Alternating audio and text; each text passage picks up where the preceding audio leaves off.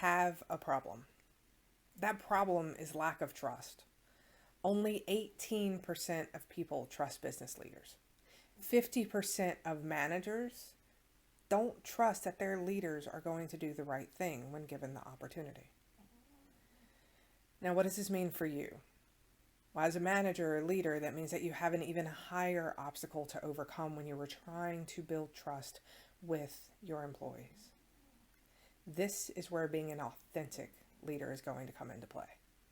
Now, when we think of authenticity, we think of sharing and we think of opening up. And while there is part of that, you want your employees to know who you are as a person, there's also a professionalism that needs to be there. And so when I think of authentic leaders, I think of leaders that I know what to expect. If they are leading me, I can predict how they are going to respond in situations. I don't fear their response. I may be nervous, especially when I do things that I know are pushing boundaries. I may be nervous, but I don't fear them.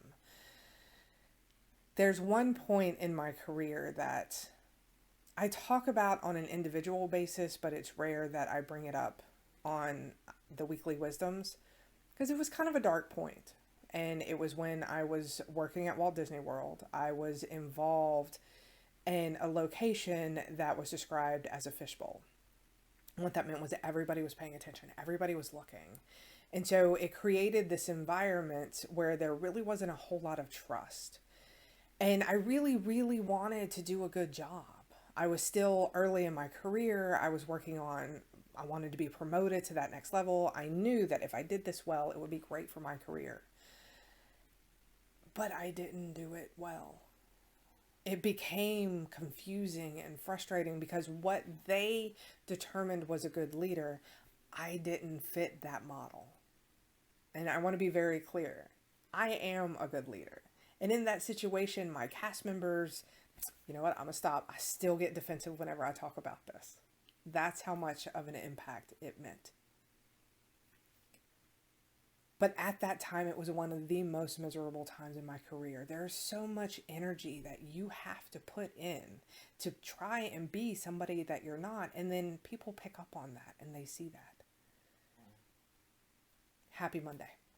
Thank you for joining me for this week's Weekly Wisdom. This week, we are in our third installment of the 7 Deadly Sins of Leadership. And this week, we are talking about inauthenticity. A deadly sin for leaders is being inauthentic. And so we want to portray that authenticity. We want our employees and our peers and our leaders to know what to expect from us. And so we're going to have that conversation as to what that looks like. Now, the first piece to this is understanding your values. I believe it was last week when we started talking about the fact that I'm really diving into Dare to Lead right now by Brene Brown. One of the activities that she goes through is she has you choose your top 2 values. This is wicked hard. Trying to drive down the top 2 things is really, really hard, but I recommend you can go to the Dare to Lead hub. You can Google it, and we're also going to put up the link right here so you can click it and go to it. So when you go to the Dare to Lead hub, you can do the workbook, and in the workbook is the values assessment or activity. Know what your values are. Know that when the world gets skewed and you're in a situation to where who you are doesn't naturally fit, instead of trying to bend and flex and become who they think you should be, you have your compass. You know what your values are. You know what is important to you. As an authentic leader, you have to know where you're coming from. The second step is you want to open up to your employees, but you still want to be professional.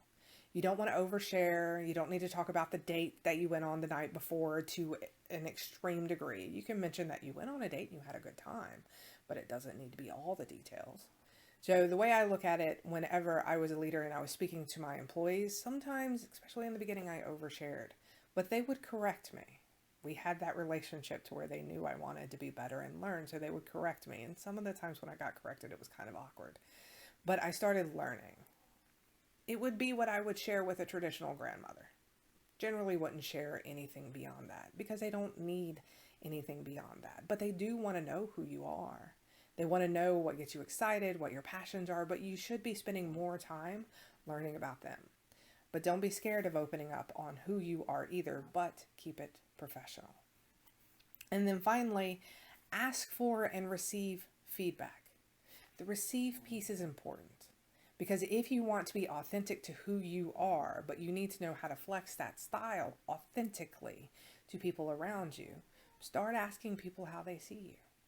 It's an important part that you don't always want to take feedback and criticism from everybody, but when you have a direct impact over those you lead, they have earned the ability to give you feedback so that you can be a better leader for them.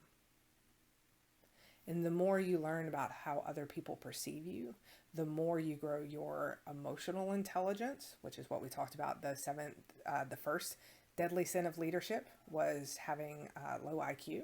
So the more you understand, the more you learn about yourself and how others perceive you.